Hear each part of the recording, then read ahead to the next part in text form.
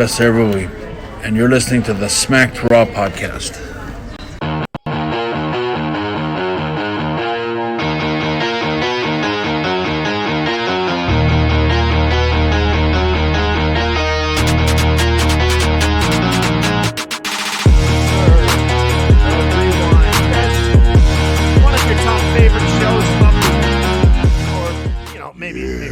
A show that you like on occasions. Who knows, man? We're the Rewind, dude. My name's Kyle. What's up, RN? How are you, bud?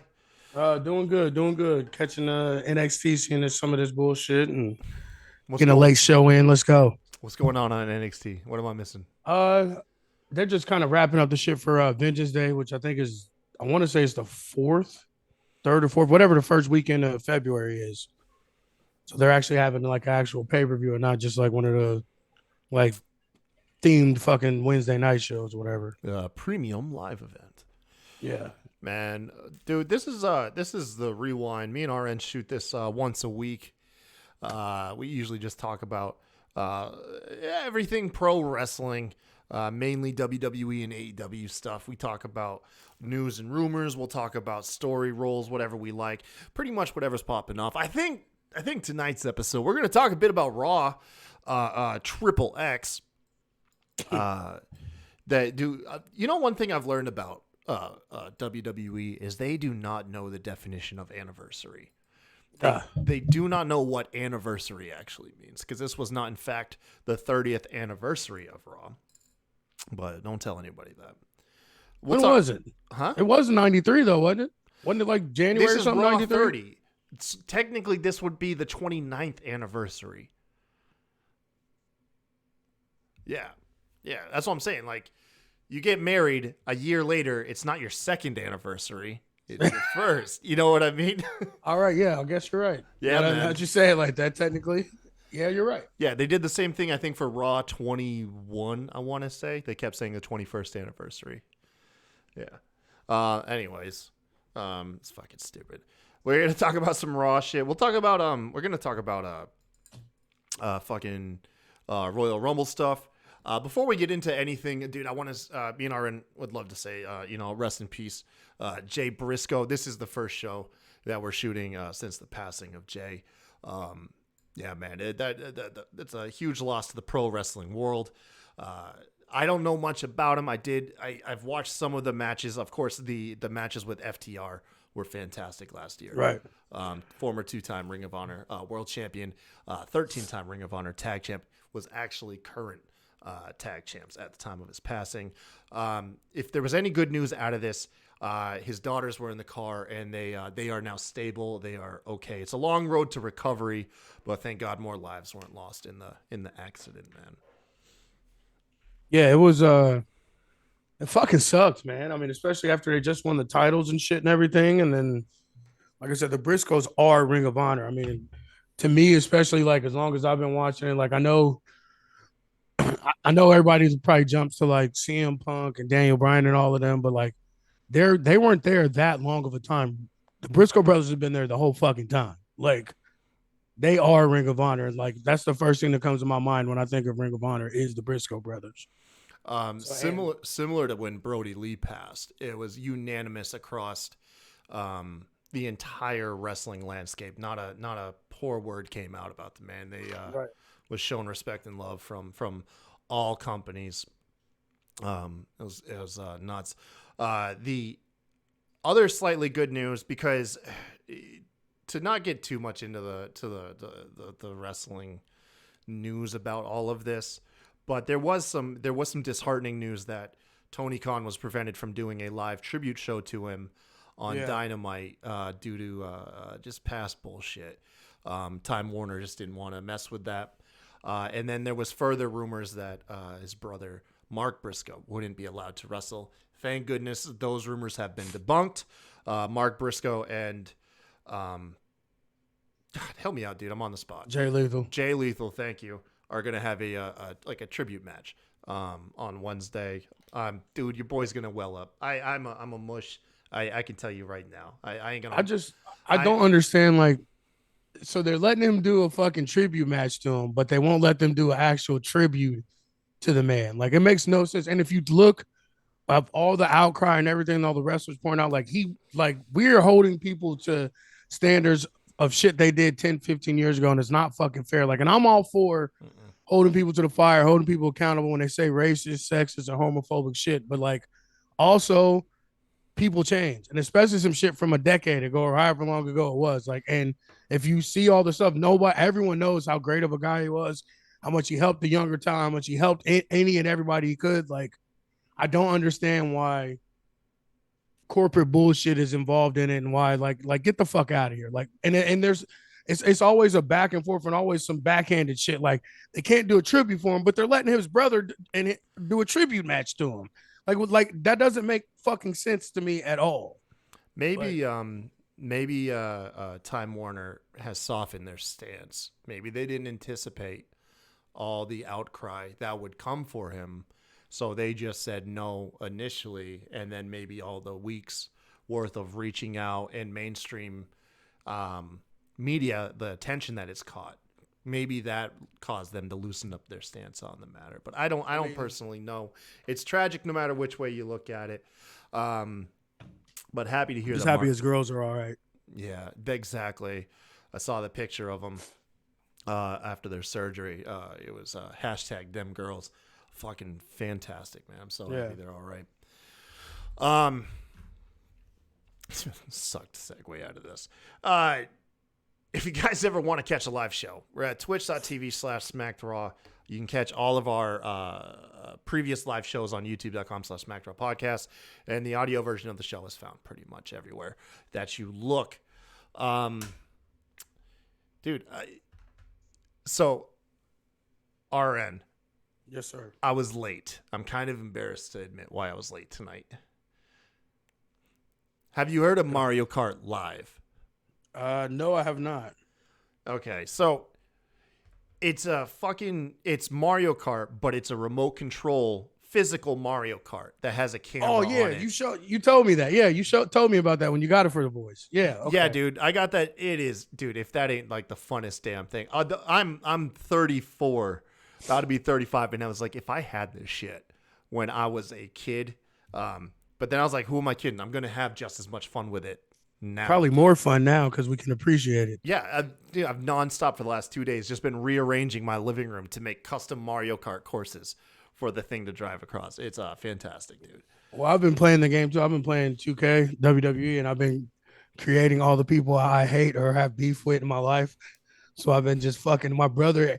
I made him look so fucking ridiculous. Like, pretty much like he's missing a tooth and he has like a pull out tooth and everything. I made him like no teeth, everything. He was like, I just was like expecting him to say like, fuck you.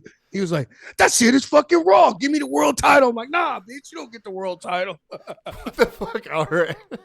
Is this some like weird therapy you got, man? Yeah, I'm just making these people look as stupid as I fucking can. And literally no one has taken it how I thought they would take it. Like, everyone's been like, damn, that shit look real as fuck. I'm like, oh, God damn it. Like, is anybody going to get mad? Do you not see I'm dunking on you right now? Like, do you not see? Fucked. No, I'm talking on WWE. I've had them out on some wild shit, bro. Like, wild shit. But are you telling the people in real life, like, I made you and I've been beating your ass? Is that it? Yeah. Okay.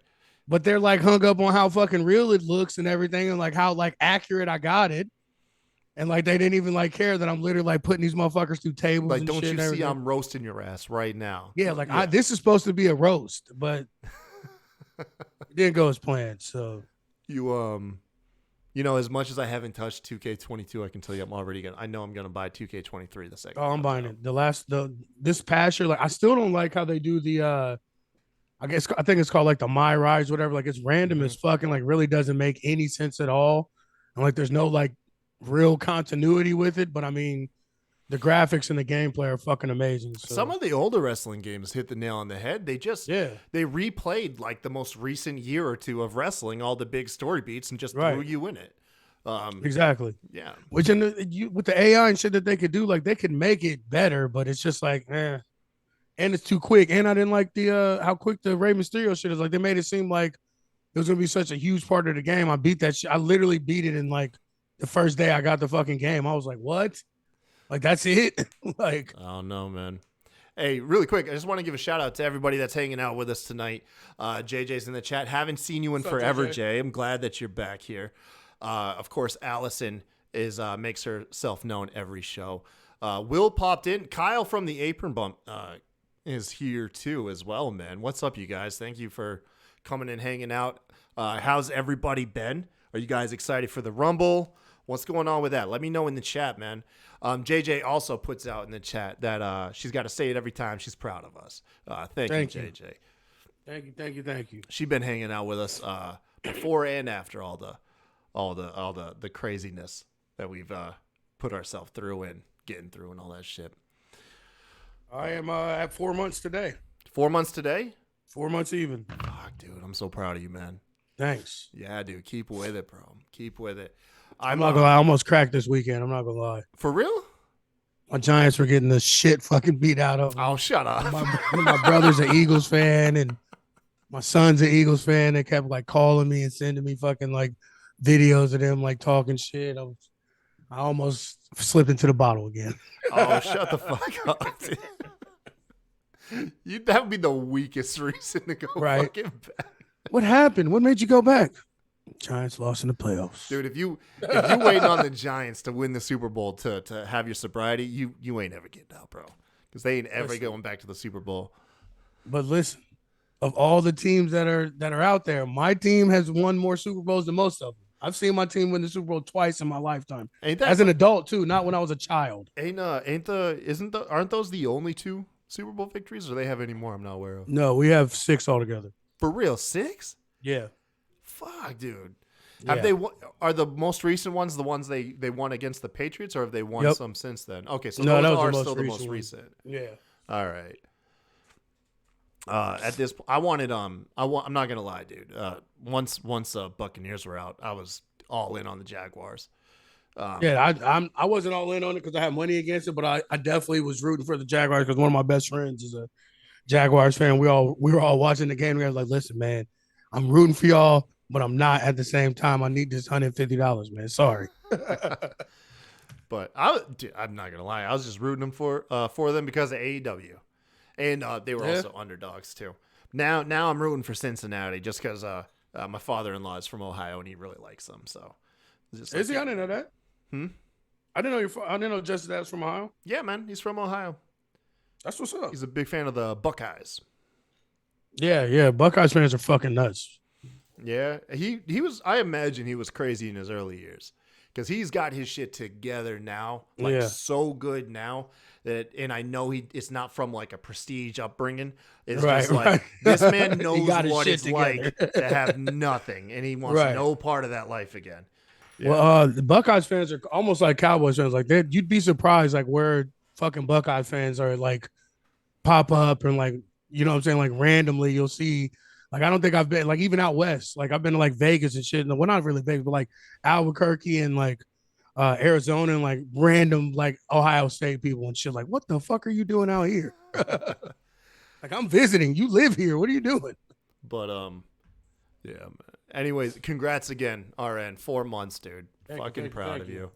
I hit a year, should be coming up, a week from Thursday.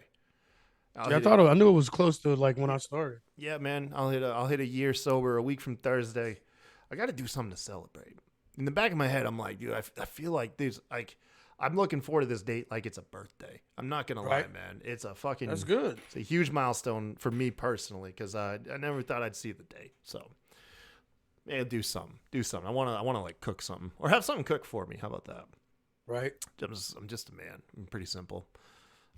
Just throw some steak on a grill and I'll honestly be fucking happy.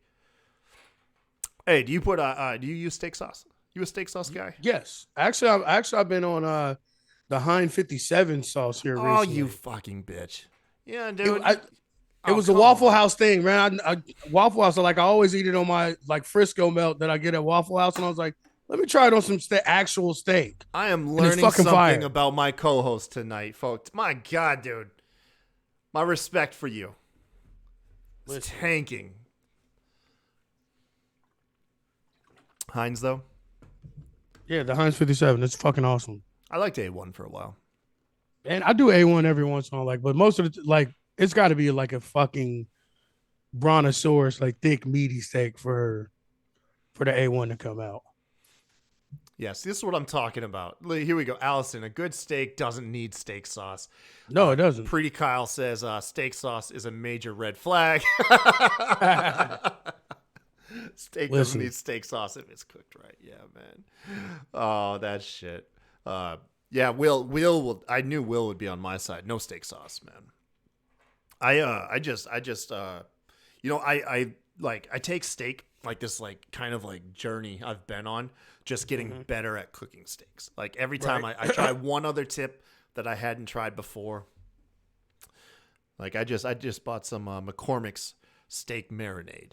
And I marinated my steak, and then I tried to emulate one of those like TikTok videos where I seen people like they were in a cast iron skillet, and they just have like a half pound of butter in there, and they're just constantly like just basting over the steak. Yeah, that's the only way to cook a steak, man. Yeah, man. That or broil it. Broil it, yeah. It was good as fuck too, man. It was really good. Oh, shit. I always make my own like dry rubs and seasoning stuff. Just mix a bunch of shit together. Like I marinate them sometimes, but like if I'm like cooking for everybody, I just make a nice fucking dry rub and just go town on it. Dude, I almost died because of fucking dry rub. What do you mean? Like I literally almost fucking died. Please explain. Yeah, so Pizza Hut has a Wing Street where they toss their wings, but they have some dry rub seasonings as well. Right. Their Chipotle is fire. That's what it was. Almost took your boy out, man. Fucking died. I had some because Jess runs the restaurant, so I just get free food all the time. Actually, I was eating there earlier tonight, and I was driving, and I did something. I was eating while driving. I was on my way to pick the kids up. Thank God I didn't have them with me. But as I was eating, I think after I put it down, like I flicked my finger or something, and I flicked dry rub into my eye, and then. It's not funny, but it's fun. No, dude. And then the worst part about it I could not open it. I could not fucking open the eye. And then as I'm trying to blink, as I'm blinking and closing my other eye, I'm literally driving with my eyes closed. Now listen, logic would tell you pull over. I was in a hurry, man. But it was to the point I was seriously scared, man. I was so scared because there was no way around. So you like flung like a glob of it. Like I was thinking like you just got some in your eye and it was burning and you couldn't see. Like, no, you flung some in your eye and glued your eye shut. Dude. It was shut. It would not open. Yikes. Oh my, I was fucking terrified. And it wasn't like a quick little no, it was because I put up with it for like another 3 or 4 miles, man. Just like, I cannot see. I was having times veering one way, like inside the road, and sometimes like going towards the outside. Yeah, I mean, like I said, hindsight's 20/20. I probably should have pulled over, but let's here on out. New rule: no more eating in the car. No more eating wings. Messy food. No more wings or tacos while driving. Wings, tacos, ribs, anything with type of sauce or anything that could fall down in front of you or on you. Let's not eat those in the car anymore. Fucking dude. Nah, I think that's why I ate burgers so much. Is they're really easy to eat while driving. I hate eating while driving. Yeah, and I'm on burgers. Like I said, easy. Yeah, burger or fry or something, like even just the fries. You know what I'm saying? That's fine. But anything fries else is hard because you got where you're gonna dip, right? If you get like I don't dip. I rarely dip my fries. Oh man, you got to dip them. I'll stop at Zaxby's or Chick-fil-A just to get their sauce. I won't get anything else. I'll just be like, give me some of your sauce.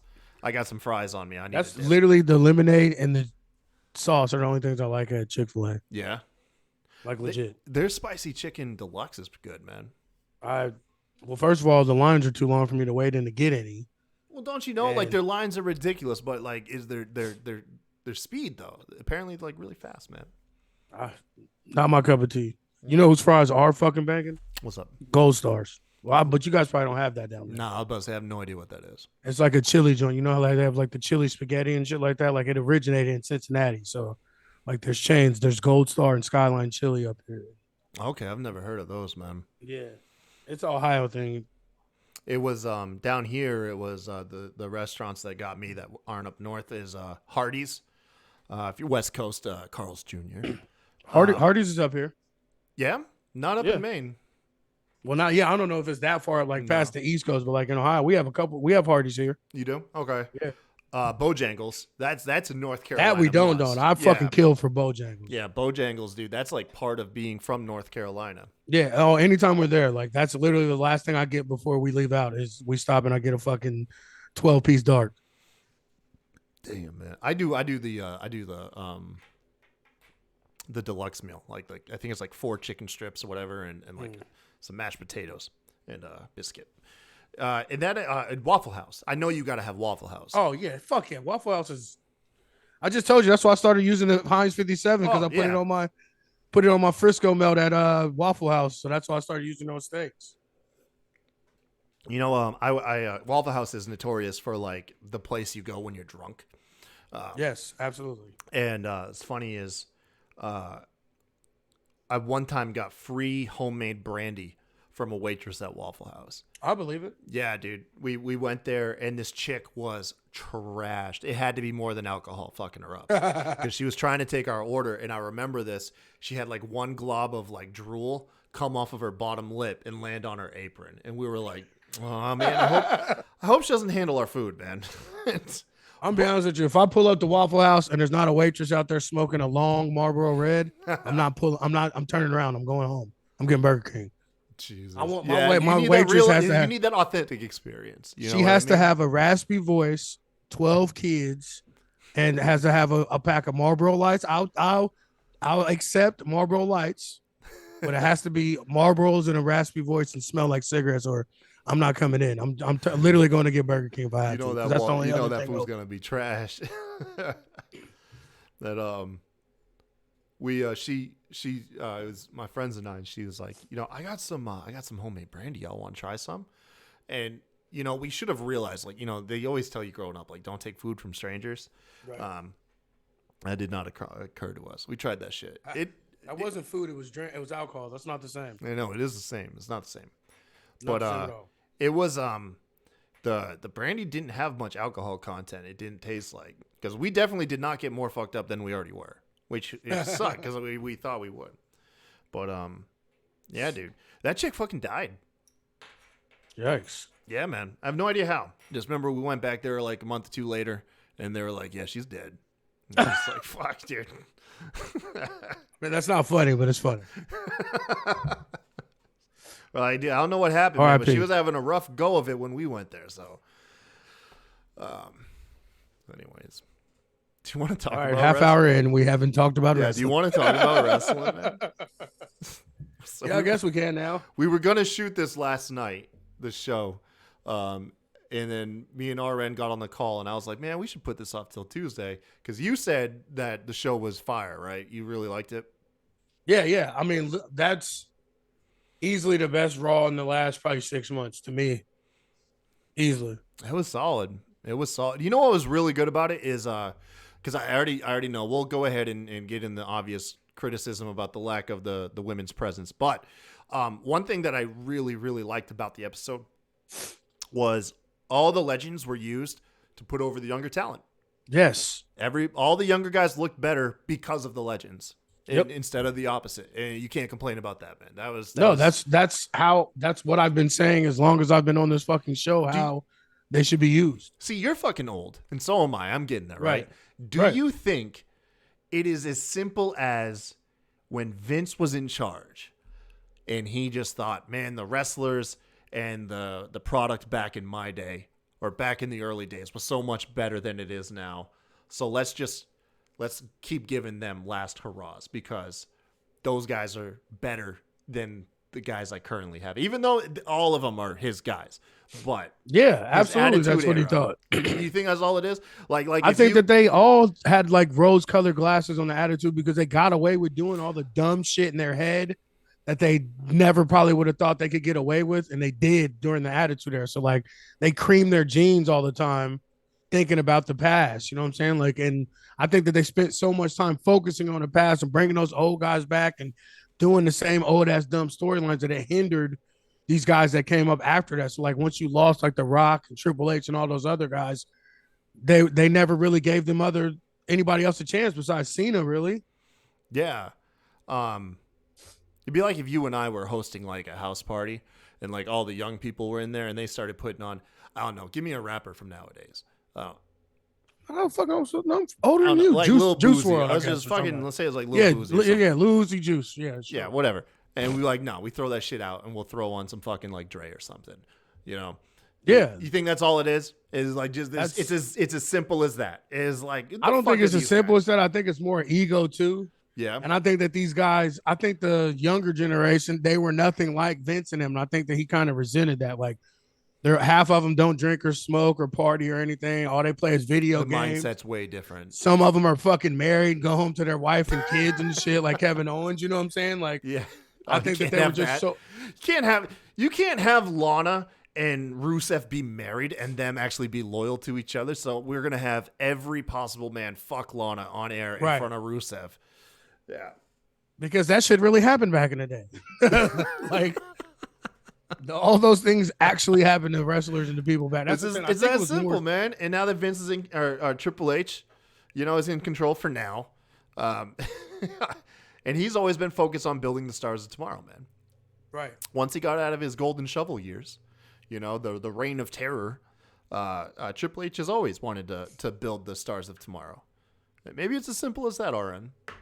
Triple H, he gets it. He fucking gets it. Yeah, I think he knew, like, he was a part of that second batch, that new group of people that were kind of like shitted on and take advantage of and not really like given a chance. He got put in that that hog pen match, right? Yeah, that's what I'm saying. That's literally what the match that made me love him the most was in the fucking slot match. You know what I'm saying? Like, I think that's a lot of the reason why he was so focused on the future and building new stars, because he was that, and they were fucking dump truck drivers, fucking aristocrat that doesn't even exist anymore, wearing print shirts to the fucking ring and shit, like shit that made literally no sense. Kyle says that hog pen match was pretty dope. Why do I hear people tell me that match was good? How can you have a match in the mud and it be good? Because Triple H, they were beating the shit out of each other, and Triple H was taking out Henry O. Godwin's head off with that fucking pail. Are you serious? Like, you guys don't say that to be funny? No. It's what really made you think that Triple H is a fucking tough guy, like not like the prissy fucking blonde dude. You know what I'm saying? Like, he went to fucking war with Henry Godwin. No way. Bro. So that was his Randy Orton Cactus Jack match, huh? Yeah. That's what it was. That was the whole, like, we're gonna prove you're tough, dude. Yeah. No shit. Don't make me have to go back and watch this shit. I'm telling you, it's in the heart of the shittiest era of wrestling, but it's still like, to me, it just sounds like any other throwaway, like, stupid stipulation match. Like, yeah, that's what you thought and probably what it was intended to be, but Triple H fucking showed out. Triple H was like covered in fucking that mud, or it was supposed to be slop, but I think it was mud. I don't know what the fuck exactly it consisted of, but it was a slop match. So it was essentially food and all types of crazy shit, I guess. I don't know what it was, but he showed his ass. I'm gonna do like a live reaction video to it. You know what? I'll watch it on air one of these days. I mean, I won't put it like on the screen for you all, because I'd actually like to keep doing stuff online. But I'll put it on like my TV over here, and I'll react online for it. Why not? I can't believe that shit, man. I cannot believe that shit was good. Like, I thought you were always fucking with me. I thought when you said that's what made you like Triple H, I was like, yeah, he's just trying to be cool or something. I don't know what the fuck. I've literally loved Triple H since that match. Like, I mean, I liked him before, but like, I don't know. It was just like seeing him fucking his hair all fucking matted up and shit, and this fucking hillbilly. Him beating his ass, bonging him in the head with that with the slop pan and shit. Like, I don't know. I'm telling you, man, it's dope. No fucking way, dude. All right, cool. Not something I expected, but I'll take it, man. I'll fucking take it. Besides that, like I always told you that I'm here all day for anything APA. Like, right. I saw the only thing that bums me out is, like, every now and then I really wish I get to see like beer drinking Bradshaw again. Right. You know, I mean, granted, I know he's not gonna have the Goatee long slick Bradshaw. back hair. I'd accept goatee Bradshaw. Yeah, dude. Like some guys, you can change up their image to be like a chiseled, like a hardened bastard. Did you ever see that picture of Hulk Hogan? And he had grown like his white beard out, and he just looked like this old grizzled bastard. No, dude, for real. Like I was, the moment I saw this picture, I was like, how can you be so stupid to not present that image on, like Hulk? Like I was like, dude, you will get a whole new,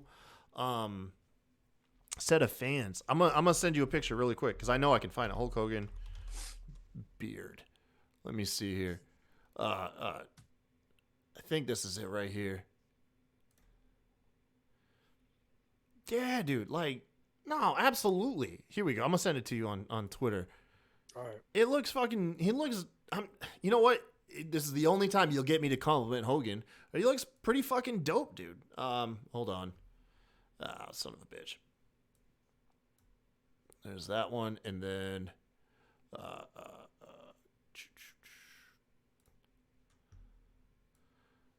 Yeah, here we go. Where the hell are you? All right, here's your Twitter.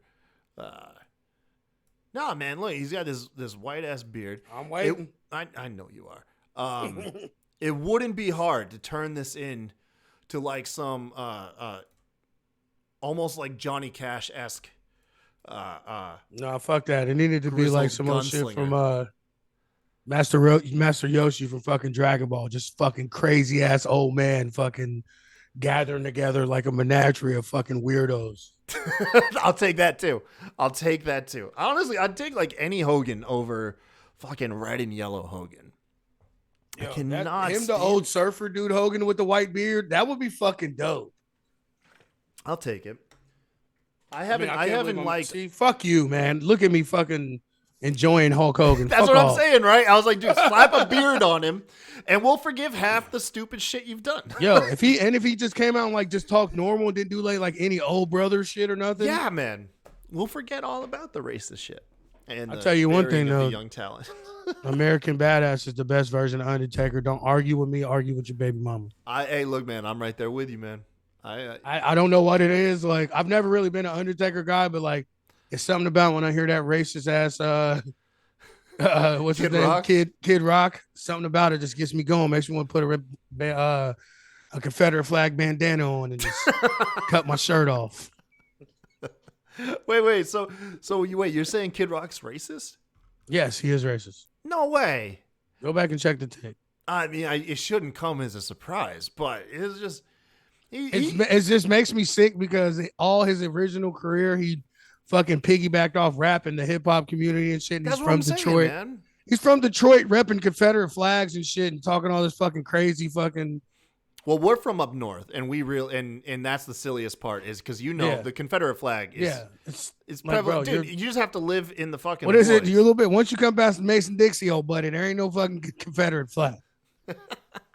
No, because I grew up in Maine, man. I grew up in Maine and lived out in the woods, and I remember this guy. See, I never looked into it because I mean, Maine's just nothing but white people. So why the fuck do I? Nobody's talking about race stuff around me. But I remember the guy across the street from me. I hung out with him. He I think he gave me some beer back when I was a teenager. But motherfucker, I hung out with the old biker across the street, and he let me touch his old lady's titty. There you go. No, pretty much it. And the guy fucking had a Confederate flag, and I was like, and my dumbass, I was like, wait, doesn't that just mean like the South? Like he's lives in the South. I didn't get it. So I was like, I guess if you're just country, you just fly the Confederate flag. I guess so. It's the dumbest shit ever. But it is something about it's pretty fucking stupid. When I hear that, I'm a cowboy. I just want to fucking put a white hood on, boy. White power. So what is it? Is he just like a Trump guy? Yeah, and he said some like borderline. It wasn't really. He said some like racially insensitive shit, not really racial, but he said a lot of homophobic shit. Oh, I believe that. A lot of homophobic. If you were big in the 90s, right, and you were edgy in the 90s, you did some gay bash shit. I mean, fucking John Cena gay bashed. Like, right. Everyone said the F word. Like, I hate all these people act like they didn't. We all said it. We all said if something was dumb or not cool, it's the G word. You know what I'm saying? Like, everybody needs to just fucking stop pretending. Like, I've even said it myself, and it took me probably till maybe like a few years ago. Like, one of my best friends, Like he came out and he pretty much broke it down. He was like, how can you say something about, pretty much he said like the F word is like the N word for black people. And Yeah. like it's messed up. And I was like, damn, I guess I never really thought about it like that. Well, I never really used I mean, it's fucking weird adults. I never ran around saying faggot. Like I didn't. Right. Like that wasn't the word I used. I called shit gay. And then but I kind of just grew out of that. Like that Right. wasn't so much like a come to like like social type deal. Right. I just kind of I felt mean, we all did that. I mean, everybody did that. That shit's gay. Like, I mean, yeah. they just did, man. And The F word for me though, I did it a lot because my dad is a prison guard, and oh yeah, he saw, he's a hardened bastard. yeah, he said it a lot, and like you know what I'm saying, like he was like, y'all gonna, whenever we got in trouble, like y'all gonna go to jail and end up F word. Dude, my stuff, dad, you know what I'm saying? it was the word was queer for him. Yeah. So yeah, it was. Which coincidentally, queer is the only one of those words that's not offensive. That's not offensive. No, dude, my dad put some stank on that, dude. He put some stank on it. Oh, he'd put some stank on it, man. You know what was weird, and I find this is probably true for most of the times when you have people who have derogatory terms that like describe some part of their like cultural identity. Like one of the first friends that I made that we found out was gay afterwards, and not something that we knew going into the friendship. Right. He threw the shit around like nothing else, man. Yeah. I mean, it's like black people. It's like black people saying nigga. Yeah, dude, he came up with phrases that we didn't even use or come up with, man. He used to call people like queer bait. We're like, what the fuck? Well, coincidentally, where I learned a bunch of stuff, I was in Chicago. Yeah. Took my girlfriend for her birthday. Her best friend lived in Chicago, and he's a gay man. He is literally the most anti-gay man you ever live. Me and my buddies always tease him and say we're going to do a show called Straight Eye for a Queer Guy because he is the worst dressed gay man you will ever meet. I don't care about the stereotypes. None whatsoever. None whatsoever.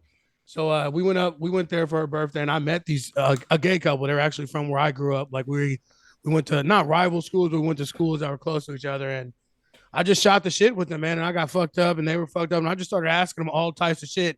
And like I felt bad asking it, but I was like, no, this is educational.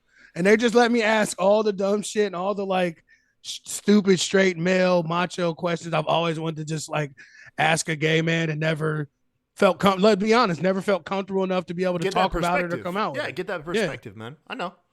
And I ended up doing drugs with him in a stall, just the three of us. It was a blast. It was a blast. Poppers, I found out what that was. Never knew what any of these those I gay still drugs were. don't fucking know what that shit is.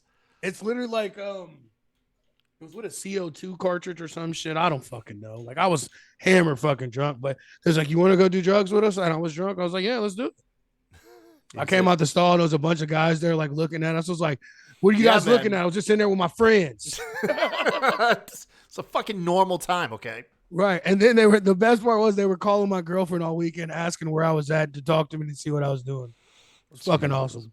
I had a friend of mine back when I got my first place. His name is Messer. He's a really cool guy, really fucking awesome dude. And his older brother's gay. At this point, he's out. Everybody knows he's gay. Right. He doesn't really stick to any stereotypes. Like you wouldn't know just talking to him. At least I don't think you would. And but Messer's dad is like this country beer drinking, Harley driving dude. Mm-hmm. And so deep down he loves his son, but it fucking kills him. You know what I mean? Because he's a very and that's how it always ends up. Those type of guys always end up. Their son always ends up being. Well, Zach has this lifelong friend he made in kindergarten. His name's Chris, and they're super close. They like, you know what I mean? There's no awkwardness around each other. They grew up, they're brothers. Right. But I remember one summer they were rolling on Molly, and I was at their house, and fucking, I guess that shit. You like things to like touch you and stuff. Yes. You get very feely. I'm very familiar with that white girl Molly. Yeah, so they're chilling with their shirts off, and they're on the couch, and they're fucking like leaning on each other, right? And I was like, Zach, I was like, dude, if your dad comes home and he sees you like this with Chris, it's gonna fucking kill him, dude. With your brother already being gay, and him and Chris. I remember this because they got kind of like defensive, but not like angrily defensive. We're like, man, we don't fucking care. We're bros. You know what I mean? Like, this don't bother us. Yo, if like a minute later, Stevie didn't walk through that fucking door and those two, like a bomb went off between them, just fucking flew off each other. It was the funniest goddamn shit, man. Oh, man, I loved it. I miss those guys. They live somewhere in North Carolina. Forget where. How the fuck did we start talking about? Oh, yeah, Hogan. Here we go. So Hogan. We swear this is a wrestling podcast. This is a wrestling podcast. What we do is we use pro wrestling as a starting point for our conversation. Talk about some real shit, man. Yeah, and then it just leads us down fucking weird ass paths. Yeah. No, man, but JBL and Farouk were cool. We what about the lack of women on the show? So what we got was Alundra Blaze with the women's title playing poker. She's the go-to now. Like, what the fuck? Like, she's there all the time. She was on NXT when they were doing the. Dude, once she got back in the good graces, I think she was just like, call me anytime. I will do anything on TV. And that lets you know how they really felt about her too. Like, you know what I'm saying? Like, because what was that weird ass match? I forgot what it's called on NXT. The Lone Survivors, whatever the fuck it was. Yeah. They did like a draft special and she was one of the people like on the panel with HBK and Road Dogg and a couple other people. She was one of the people on the panel, like helping select who would go into the match. She got a Legends contract. Fuck. Someone else just got a Legends contract. Oh, I think Rick and Scott Steiner did. Got some Legends contracts. Yeah, man. Scott Steiner's back in the good. They need to switch Braun Breaker. When they call him up, he has to be a Steiner. He has to. So? He has to be. I feel like at this point he's paved his own identity, man. But he hasn't. He comes out dressed like his fucking dad. He sounds like his uncle. So I meant like this. Okay, let me rephrase it. I feel like at this point people have gotten used to his name, man. He can still be Braun Steiner. No, if they're gonna go Steiner, go back to like what they originally said was like Rex Steiner. That wasn't that the rumor? Like I think so. That's a pretty cool name. Well, he dresses like his dad and his uncle in the ring, dude. He dresses like he's the fucking Dragon Ball fusion dancer. Literally, and he dresses like how fucking Big Papa Pump used to dress before he dyed his hair. Like, and he sounds like Big Papa Pump. He's worn chainmail at this point. He has to have. He needs to. Like, I think I would like him a lot more if he came with the fucking chainmail. He'd have to do something to honor both of them, though. Right. You know, because you have, Rick Steiner is most. When you think Rick Steiner, what you think the wrestling headgear? Yeah, absolutely. That's always what I thought whenever I thought Rick Steiner.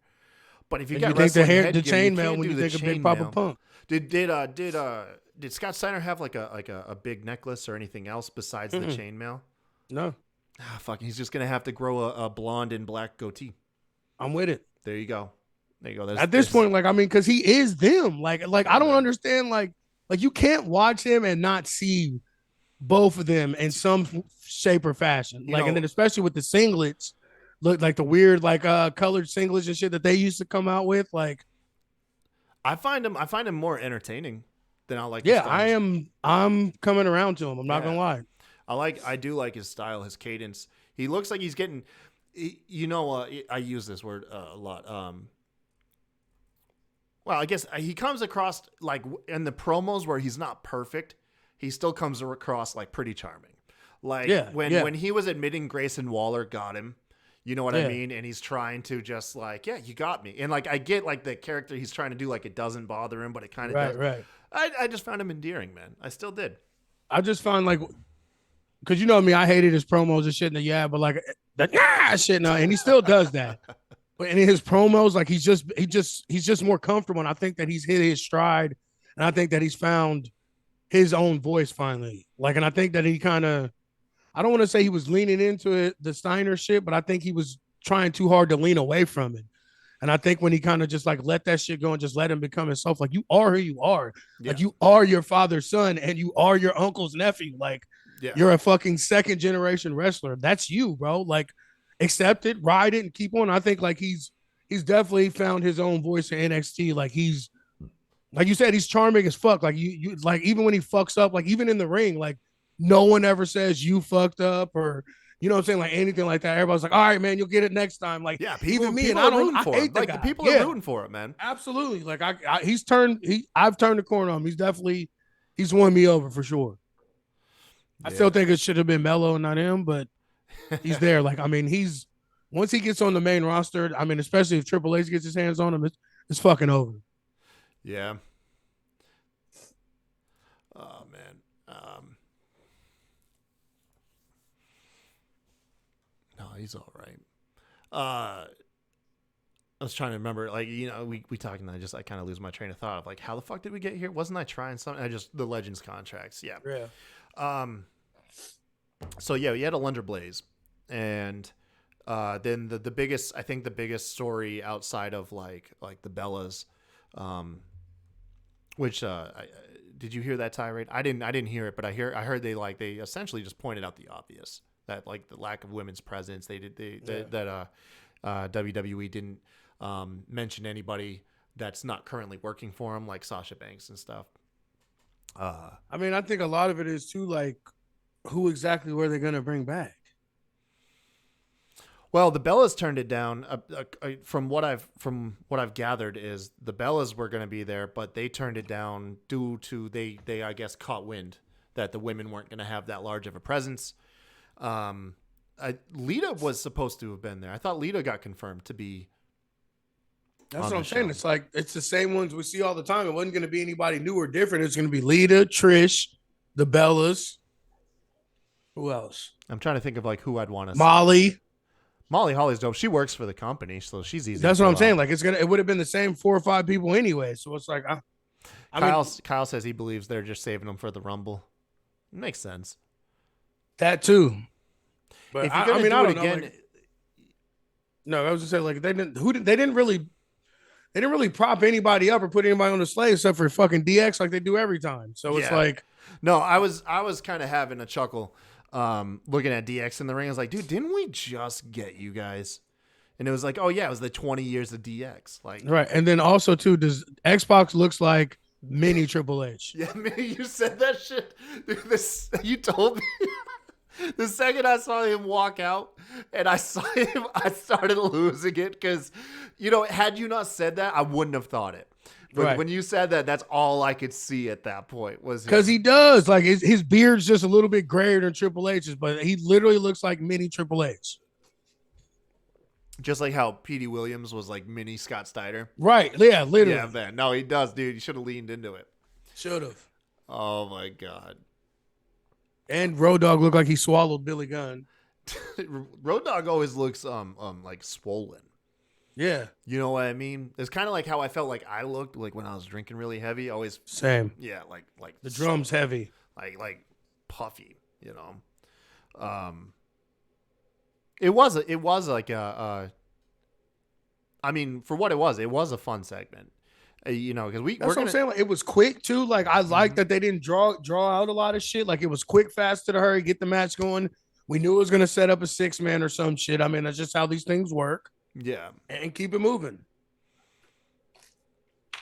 Allison says the Bells got drunk and went live bitching about not being invited. Oh, see, I'm getting conflicting stories at this point. Yeah, that's what I was gonna say. I heard that they weren't invited, and that's why they were bitching about it. Yeah. Just shows that none of us really know anything. Nope. But I was gonna say is the Bellas. Speaking on the Rumble, remember it was atrocious that the first women's Rumble we had both Trish and Lita, but WWE didn't have the mind to put them in the ring at the same time. Right. You had Lita out early, and then like Trish was in the back half. I do not remember, and help me if you remember. Have we seen Trish and Lita in a Rumble since then together, sharing the ring?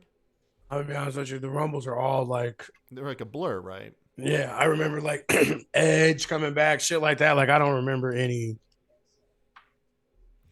Yeah, I don't remember any of it. Let's be honest, the women's Rumble has been kind of ass. So yeah. Last year was terrible. That's the thing about what everyone says is it feels like It's been 2 years since a decent Rumble, but it even feels longer than that because I believe the year before last, correct me if I'm wrong, that was in the Thunderdome. Yeah. And so there was obviously something really missing from that Rumble, the fans, quite literally. So it feels like it's been a while since we've had like a really spot-on big Rumble. because I think it was the last great Rumble I remember, if I recall correctly, was the one with Edge. And then isn't that also the same one Drew McIntyre eliminated Brock Lesnar? I think so. Yeah. Yeah, that was badass. Kyle says the Thunderdome Rumble was better than last year. Dude, honestly, like last year's Rumble's like ranked up there with one of the worst. Yep. I don't know how true it is, but I've always heard that like Shane McMahon's the one who fucked that up. Like he rewrote and like just trashed the whole Rumble last day. Yeah, I'd like to see Trish and Lita in the Rumble. Hell, I'd like to see them in the Bellas, and then take a tag team from this year, and just have like 6 women with really great chemistry. So you got Trish and Lita, you got the Bellas. Who would be like a modern day pairing? Fuck if I know. Well, there's not really any, is there? Like Damage No. Control is probably the closest thing you got. Yeah. Damage Control. Why not? Or aren't they the champs anyway? Yeah, exactly. Yeah. Damage Control, the Bellas, Trish and Lita, all in the Rumble at the same time. That's fucking fire right there. What else happened? Oh, Imperium versus Seth Rollins and the Street Profits. I mean, Yeah, that was pretty straight out fucking. of that was straight out of the DX show. Yeah, it was predictable, but it was a fun match. It was good to see Walter in there with the another main eventer, and I think he fucking showed his ass. Dude, this is the first time in a long time it really feels like WWE is building up that IC belt again. Yeah, with absolutely Gunther. Yeah, I mean, like I said, it all goes down to all these Triple H guys, and Triple H finally has his hands back on them, and they're getting the push and the plugs that they deserve. Like the smartest thing he did was putting Imperium back together, because that's what propped Gunther up to begin with, and with SmackDown having all the different factions and shit on it, like it was perfect. You know what I'm saying? So why is it we can't have Imperium's original theme? I don't know. It was probably, yeah. I literally don't know. Who is that licensed through? Because I know it. Wait, because it's what is it? CFO $ or something that they can't do no more. I have no idea, but I mean, they did it on the NXT. Like, what's the difference? Like, yeah, that's the only thing that's really missing for me is, dude, anytime I see, like, I have people see Imperium, right, that don't watch wrestling, they're usually very complimentive, you know, yeah. About them, and then and I tell them, like, dude, here's the thing is, like, you got to hear their original music because the presentation's fantastic. Like, right. Just like the way that the Tron is. And that was Walter's music, even on the Independence and shit too. Like, that was the music he used. Yeah, it looks really, really good. Maybe that's why they don't want to use it. This is Walters. Yeah. Yeah. I don't know. It's fucking, dude. Sometimes you just got to chalk up the money.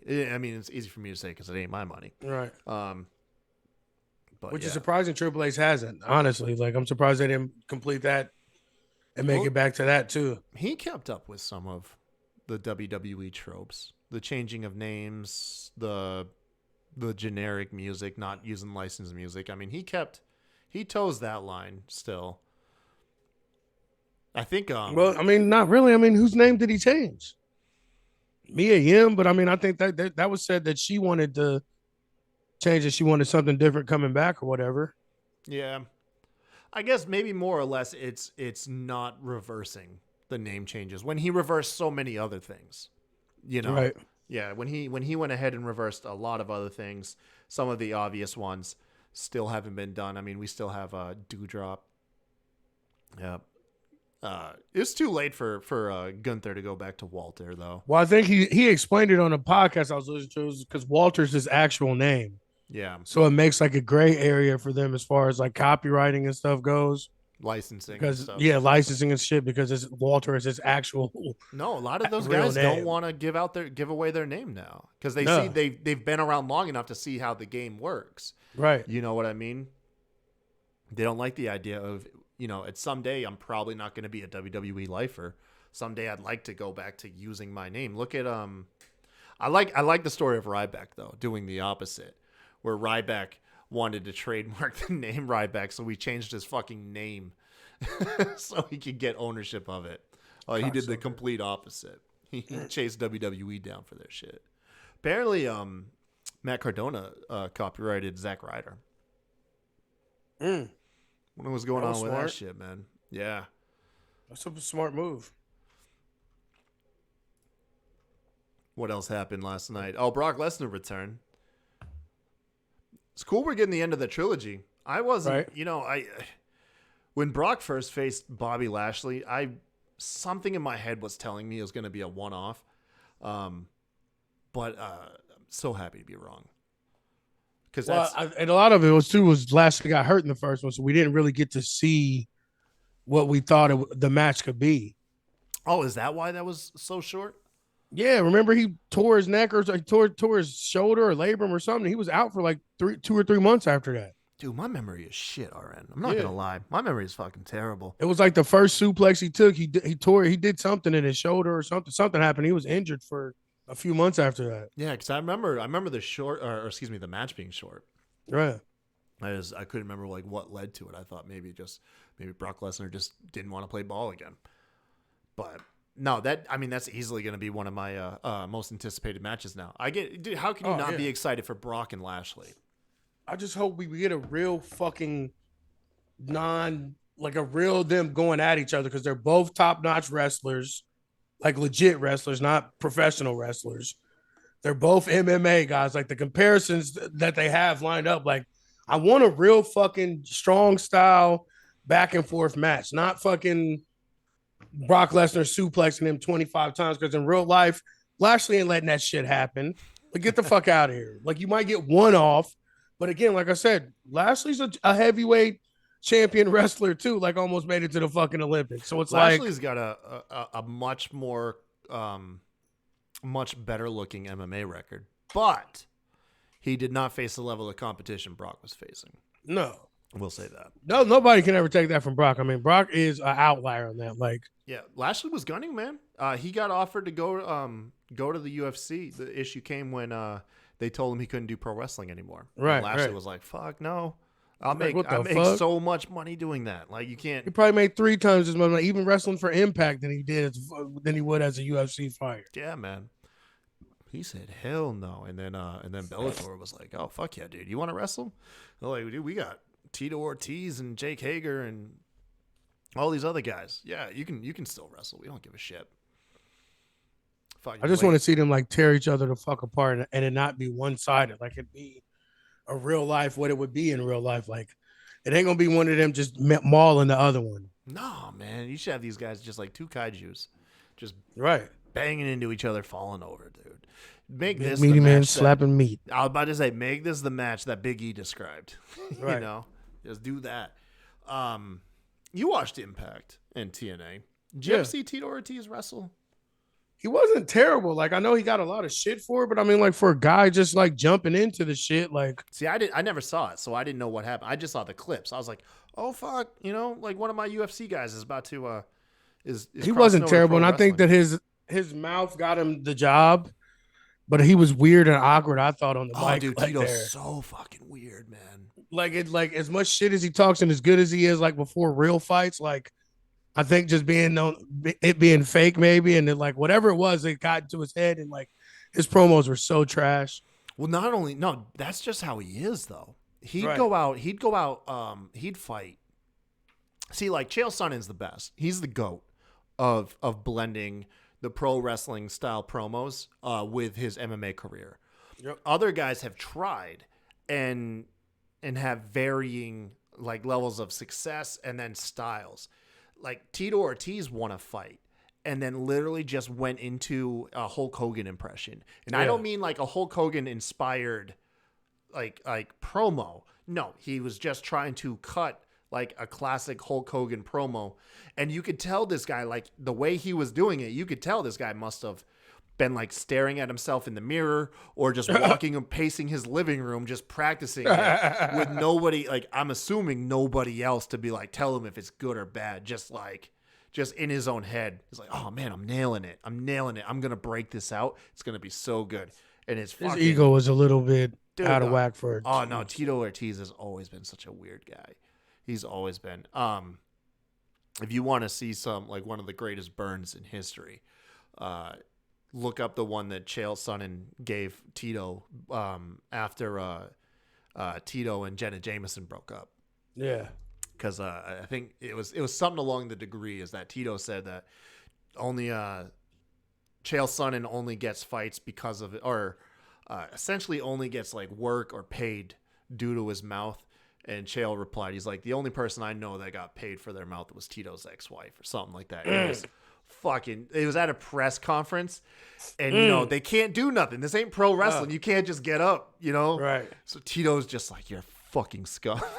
He was just sitting there so bad. He was outclassed. He was so outclassed, dude. Anytime you had a guy who was a masterful promo worker in Chael Sonnen. Yeah. And then you the had best a guy one who I was, ever saw from him is when he was like, you don't know what hard times is. Like, yeah, my dad made $100K, not every year. Yeah, dude. Oh man. Yeah, his Westland we had promos. maid, but she didn't come every day. What about those 3 or 4 hours she wasn't there? I couldn't fucking stop watching. I watched it like 4 times. I like fell into it like on TikTok. Oh, I literally save and I watch it at least. I just watched it like earlier today. Like, you know what hard times is? My dad had made $100K, but he didn't make it every year. I was like, oh, this thing is wrong. Dude, his conviction's fantastic. Yes, because it and looks he's like like he believes what he says. You know, Yes. Yeah. Sure, we had a maid, but she didn't come all 7 days. What about those 3 days she didn't come? So he famously lost a title fight against Anderson Silva, where he was dominating the fight. At this point, Anderson Silva is a killer. Like, nobody wants to fight Anderson. Chael's been calling him out and just started doing his pro wrestling shtick. Yeah. In promos leading into the fight. And Anderson Silva looks like a world beater. He honestly looked like he would just tear through Chael. Well, the fight played out, and Chael essentially just dominated Anderson Silva for like. Is that the fight where he just literally just mauled him on the ground the whole time? Yes. Wouldn't let Yeah, that's the one. But Anderson got him to tap out at the end of the 5th. So Chael, you know, a normal competitive athlete is like, I'm heartbroken, back to the drawing board, stuff like that. That's your generic shtick. Chael was always enthusiastic and was like, he's like, I can't do it justice, so I'm not going to try to impersonate him. But he essentially said it was honestly just a misunderstanding of the rules. He said, I fought him and I won four of the rounds. In the 5th, when I tapped, he's like, I thought that meant I lost the round. So when we went up to the judges, they would see that I won 4 of the rounds and he won 1, and I was awarded the championship. He's like, it was just a simple misunderstanding. Like, he never even strayed. He never admitted that he lost. No, he's dude. If you look it up, Chael's undefeated, man. I fucking love him. You can spend a whole day just looking up Chael Sonnen promos. I'm telling you. Yeah, I told you when I found out, I had never seen that one before. He's like, you think I can hear it in my head and just see his face. He's like, yeah, he made $100K a year, but not every year. I'm like, oh, this motherfucker. I can't stop laughing at it, even thinking about it, right? He's like, nah, man. That we had a maid, yeah, but she didn't come 7 days a week. What about those 3 days she didn't come? Oh man, you understand why there's so many people pulling for Chael to be a commentator, like a pro wrestling commentator or like a manager.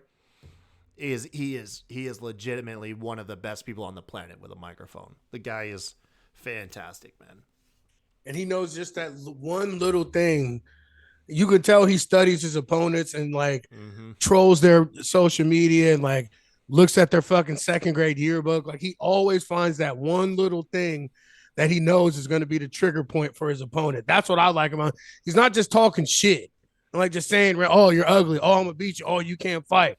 No, he's like, your girlfriend in 2nd grade, Trish, fucking broke your heart in front of everybody, and people don't forget. You know what I'm saying? Like, just like dude, shit, like fuck, like what the fuck? For Brazilians, when he was, he famously got the country of Brazil who like wanted him dead. Yeah, because he was like saying like they're like nothing but huts or some shit. Like he said something like borderline racist. Yeah, but I remember I remember one time he was talking about Anderson Silva and I forget what other famous Brazilian at the time. Let's say Vitor Belfort. But he's like, I don't understand why the people in Brazil cheer for these guys. And remember, mind you, these are like the most famous and popular Brazilian fighters. He's like, I don't get it. He's like, they got rich. They live in California. They live in Florida. They left you. You know what I mean? Like, they left you because they don't want to be in Brazil, you know? And he just... he said something like they don't want to be barefoot in huts or something. No. He didn't even go into that. He just was talking about how they abandoned the people. And it was such like a mind thought. No one would ever think of it. They'd just be like, yeah, you're born and raised in Brazil. You don't care where they live at this point. You're Brazilian. You know, he's like, dude, they fucking left you, man. And it was just, it was gorgeous. It was a thing. I fucking love him, man. No, I didn't at first, but that Anderson Silva fight is when I was like, this motherfucker. Yeah, man. It's not. He's just on the mic. Oh, he's so fired, dude. He is. Anderson invited him to a barbecue, and Chael famously would not go. He was terrified because he had said something like that. He would one of his promos leading into their fight. He said that he'd give Anderson Silva's wife a ass a slap or something, tell her to go make a steak or something. He wanted no part of going in that household. And leading into Jake Paul's most recent fight, they were helping promote it, and Anderson finally called him out on air. Mind you, now this is from something like 15 years ago. Yeah. And he's like, man, why didn't you ever come to my barbecue? And dude, the look on Chael's face, it's not often someone gets the best of him, but he looked embarrassed. Right. And he was like, dude, he's like, to be honest, you want me to be sincere? And he's like, I didn't think you were being sincere. I didn't think you really wanted it. And Anderson's like, no, come on, man, let's go eat. Like 15, this rivalry that's so old. And you can still, and that's what I said. Like, I can see Anderson Silva not really giving a fucking real, like, no, I really wanted you to come over, man. At the end of the day, he won. He became one of the greatest fighters of all time. And Chael, unfortunately, if you look at his record, famously has lost to all the greats. He never beat any of the greats. He fought all the greats and unfortunately lost. He beat him on the mic. He beat him before the match. Yeah. He beat him on never the mic. Never beat him during the match. No, he's undefeated in promos, I'll tell you that. Mm-hmm. Well, anyways, was there really anything else about Raw that stood out? I mean, hold on now. Let's see.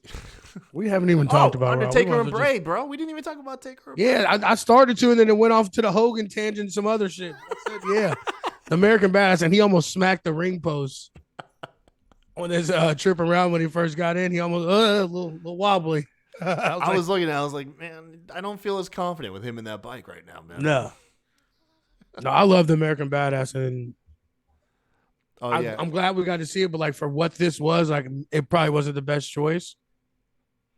No, because the character was the dead man character was like killed off.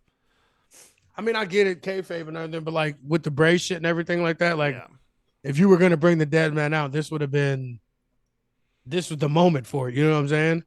Oh yeah, but I mean, either way, it's the Taker. It's the same version of Taker that did the passing of the torch or the handshake to John Cena was famously so. The Taker that openly passes the torch or openly endorses a wrestler is a Biker Taker. Yeah, because Biker Taker is pretty much more Calloway. There you go. Yeah, man. He looked like he was scared to be on that bike. The gear, even his gear, his merchandise, all that shit back when he was the American Badass, like the big cholo fucking bandana, like covered up his whole fucking head and shit, and the glasses, like. I don't know, like it's something about it. I just feel alive inside when I see him coming down the ring. Came out to Limp Bizkit. Kid Rock. Came out of Limp Bizkit, man. Right. That's sort of the thing, dude. He's had two major recording artists do iconic songs, and they were for the same character. Like that's the weird thing. Mm-hmm. You know, it went from Kid Rock to Limp Bizkit, and they were for the same character. And the last ride, like that fucking power bomb. To me, I think that's a better move than the tombstone, honestly. Dude, that's got to be scary to fucking take from the Taker. Like when he could. Like when he could do it. When he could do it, yeah. Yeah, man, because you're high up, and you're just begging for whiplash. Smash the back of your head. So many guys. I love it. Still to this day, it makes me cringe, is when he chokeslammed Spike Dudley out the ring. Mm-hmm. You remember that shit? Yes. Chokeslammed him over the ring ropes. Flat back onto the floor, fell roughly about 12 feet, just straight onto that mat on. I mean, he was literally the Darby Allin of their time, so he's all right. Yeah, no, you're true. Hey, there you go. Less intense Darby, but he was like a smaller Mick Foley. You know, just no, because nobody was tossing Mick Foley around. Mick Foley was too fucking big. Taker threw McFoley off the cell. Yeah, off something, not into something. Like Bam Bam throwing him 6 rows into the fucking crowd. Foley would take power bombs onto fucking concrete. I remember I saw. Granted, I don't like to give too much thought into like random tweets just because it's the person could put zero effort into what they said. Right. But I do remember seeing that spot. It was who was it? It was Willow power bombed. Who was it? Tay. At Rampage. So, yeah. And they missed the table and landed on the ground. Yeah. And I remember this one person had quote tweeted it, and they were like, "Not even Mick Foley would take that bump." And I was like, "Bitch, you obviously never watched Mick Foley then." Mick Foley, it was his idea 90% of the time to take that bump. Anna J. All right. Yeah, I was like, you obviously never watched the Mick Foley match. Your age is showing. Yeah. Fucking yeah, Taker came out. Bray. Thought that was sweet of Taker to not choke slam LA Knight. Just got the choke on. Because I was thinking when he had the choke on him, I was like, you know what? I was like, Taker's got probably 90 seconds of hell, still in him. Every old man's got at least 1 to 2 minutes of fucking hell, But it goes back to what you were talking about when we started. Like, no old guys went over on the new guys. Nope. He gave him the Bray, man. It was fucking beautiful, dude. Which is how it should be. Yeah. It's how it should be. Oh, yeah. Cage My IQ, he's in the chat, dude. I forgot. He was there. He was at Raw 30, man. Oh, yeah. He was sending pictures and shit from He was sending us all sorts of shit. Yeah, I bet that was dope as fuck, man. Hell yeah. Did you see the prank where I dubbed the Whisper song into that moment? Yeah. Fire. Dude, all day my phone's been ringing off our notifications been going off. People fucking falling for that shit. Because if you wonder what I'm talking about, my Twitter handle is at the Kai Tai Show. It's my pinned tweet. I'm about to fucking send it. Yeah, and I fucking lost it last night when I first like 6 o'clock in the morning. It was like one of the first things I looked at. I was like, "What the fuck?" Said fired. I mean, I'm ruining the prank for anybody that's watching it because of this show, but I said I was able to isolate the audio of what Taker said to Bray. And then I just dubbed the Whisper song into that moment, and it's fucking been getting everybody. I love it. Like I got people like messaging. They're like, I held my phone up to my ear and everything. My bad. That's fire. I hate it because this other guy said he was like, that's exactly what I thought. And I looked at him and I was like, oh, you look about 40. And I was like, yeah, this shit shows our age, doesn't it? Like, that's the first thing. That Whisper song was fucking fire when it came out too, man. Right, bro. Shit was real good. The Yin Yang Twins. They ever do anything outside of that? They did a Christmas song. What? You've never heard the Yin Yang's Christmas song? Maybe. I don't recall it. It wasn't. Oh, look it up. Dick the holes with the mom. It's fucking dope. No, I have not fucking heard that shit. Look it up now.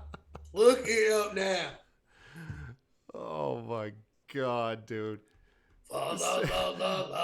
Cage says enough said. Yeah, let's look this up. Hold on now. Here, let me look it up on my phone. That way I don't blend the audio into my mic. Never heard this. You're welcome. It's gonna be a staple. It's gonna be a staple in your household for the holidays moving forward. Yin Yang Twins. Christmas song. That's all you Christmas need to say. song. It'll pop up. Yeah, Yin Yang Twins. Deck the Club.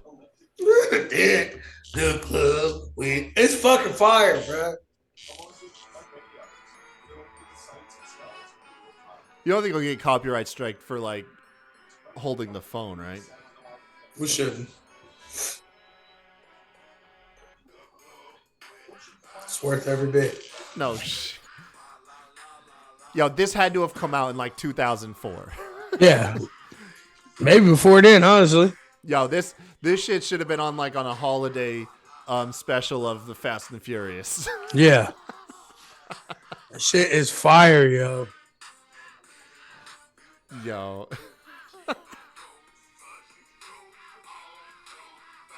No, stop it. Stop it. Fire. Oh, shit, all right.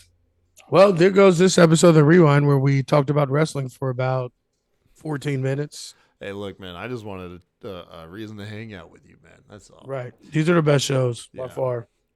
At least the most enjoyable on our end. I don't know how it translates to you guys listening. Hopefully you guys enjoy it. So LA Knight took the Sister Abigail from Bray. Taker said something along the lines like it's moments that define this industry, and this was a special one. That's a pretty sweet thing to say. The only thing that bummed me out was because obviously I was like, I really wanted to know, like, and it blew up. Everybody wanted to know, like, oh shit, what did Taker tell him? And then Taker didn't even make us wait like 30 minutes. Like, it's like, no, man, that could have been like the next mystery. Like, that could have been the Taker's out of this, bro. He's not. No, he's gone. Dude, you could have got like 5 to 10 years of people just going back, breaking down the lip movement, trying to mouth read, read lips. Man, Taker is out. He's like, yeah, whatever, man. Fucking dude. No, Taker I don't even think he meant to do American Badass. I think he just showed up and was like, I'm not doing this Undertaker. I'm not putting those pants on. Anybody got a bike? Yeah, like he just pulled up on the bike, pulled in, like, oh fuck, I forgot my bags. Can I just wear this? It was like, yeah, fuck it, you're American Badass. There you go. we got Kid Rock on fucking speed dial, man. No worries. Oh my god. Yeah, Taker said, I don't care. Yeah, I know you're right. I need to get one of those Big Evil shirts. That shirt that he was wearing was actually pretty cool. That's what I was trying to remember. Because I think it had both Badass, American Badass and Dead Man Taker. Both his faces. I didn't pay attention to it. I bet you it's on the front page of WWE Shop. I bet they rolled out a shitload of merch after last night. Oh, I'm sure. WWEshop.com. Yeah, no, that shirt was the first one that really stuck out to me that I saw last night. Lesnar's got a shirt that says, Feed the Beast. God, that's fucking cringy. Dude, WWE, for every like one fire shirt they have, is like 30 just ass. Mm-hmm. Although the Raw is XXX shirt, we should get that from Matt. The NXT, they need to do better with the NXT shirts. All the NXT shirts are ass. Yeah. Did you see that on Pro Wrestling Tees? Jay Briscoe's got a tribute shirt. No, I did not. I'll probably buy it, honestly. Yeah, I'm gonna snatch that up tomorrow, I think. Yeah, it looks good. It's a good looking shirt. It's not as it's for one. I think it's a fantastic shirt. Right. Nothing poor against it. It just doesn't. It's not like the most original thing. Like I like the New Jack tribute shirt. That shit. That New Jack shirt is fire. I love that shirt. I still wear it. My wife fucking hates it because, not many people get the reference of like who New Jack is, and it just says like fucking original gangster, like all over the shirt. With New Jack's face. It was like, why is this white guy, this white old fuck, like wearing this stupid shirt?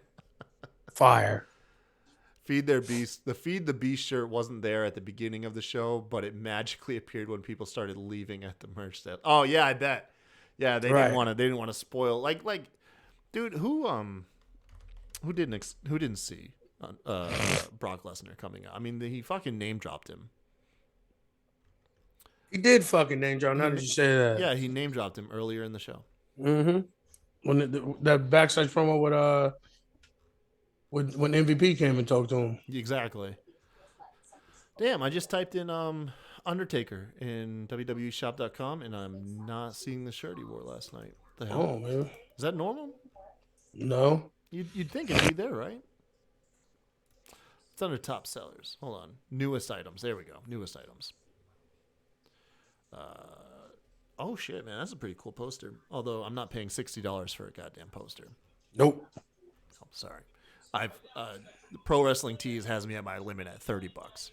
Right. Yeah. Not seeing it. Must not be there yet. What the hell, man? That don't make sense to you. I saw that shirt last night. Now I want to buy it. I don't know where the hell it is. Was it in 9 Line Apparel shirt? I don't know. Dude, I really don't know where to shop for shit. Like, you kidding me? Maybe it's just not out yet. Maybe. Look up. I'm gonna look up PWTs really quick. Would they have Undertaker shit? Hell no. No. No, that's not officially licensed shit. That ain't going on fucking. Well, I mean, Stone Cold's right on the front page. Chris Jericho, of course, is. But I mean, well, Stone Cold's not really affiliated with them either. He does one-off shit. Oh yeah, no, you're right. There ain't a speck of Undertaker gear. Undertaker is 100% a company man, retired or not. Oh man. Yeah, I do not see the damn shit. I'm Googling it now. At this point, I'm not even in like a website. I'm just hitting Google. New Undertaker shirt. It's my yard. No, dude, I'm okay. I was never really a fan of the whole like my yard. No, and especially not when you're an Undertaker. Yeah, this bugs me, man. This really It bugs just me. may not be out yet. Give it a chance, bro. I mean, shit, didn't even like the honorary Ooze shirt have a placeholder? I haven't bought a shirt in so goddamn long. I didn't even think about it. I still need to get me the honorary Ooze shirt before Sami Zayn gets booted out like at Royal Rumble. Oh yeah, that's also what happened. How the fuck did we forget about the trial? Like the best thing on the best goddamn thing show. on the fucking show. All right, Fucking shit, dude. you and your loose shows. That shit was bone. That like it gave me like goosebumps, man. Fucking chills, bro. Like literally the Jimmy Uso part or whatever. Or Jay, him coming taking up for him and shit and everything. Like I was like, bro, that's some full circle fucking storytelling right there. Long term with a satisfying payoff. Yeah, I didn't realize he had been trying to get with them that it had been that long. Yeah, no, Sammy's been trying to get in. He's been on the outside looking in for like a year. Yeah, it was almost a year, like literally a full year. Yeah, dude. So a quick recap for the uninformed. Sammy's on trial because essentially last week on SmackDown, Sami was nowhere to be found while Kevin Owens attacked Roman Reigns and put him through a table. So they're holding the trial of Sami Zayn and Paul Heyman. Love how Paul Heyman, dude, he's so fucking good. I love how he loops the crowd cheering for ECW because they're in Philly. He loops the crowd cheering for ECW, flips the script, and says that ECW is dead to get the crowd to boo him, and then furthermore ties that into, and so should be Sami Zayn. Like, such beautiful, I'm assuming improv. I mean, although I would. The thing that gets me is about the WWE universe is like, these dudes are fucking killing people, cheating, fucking doing everything they can to fuck people over, and the crowd is just fucking.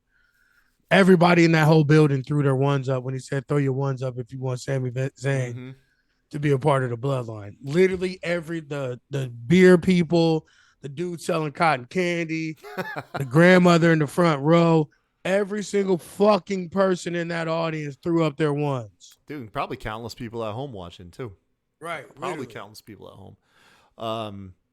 Yeah, Sami. After Paul Heyman,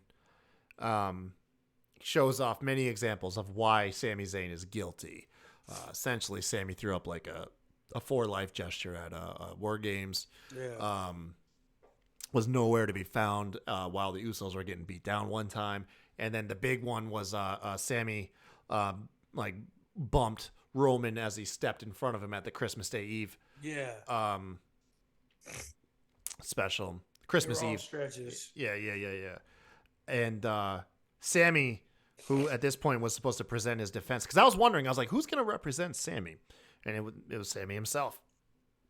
He says that essentially he's heartbroken by this whole thing. Mm-hmm. So his defense is that he has no defense. This enrages Roman. He's like, you're not going to fight for your spot.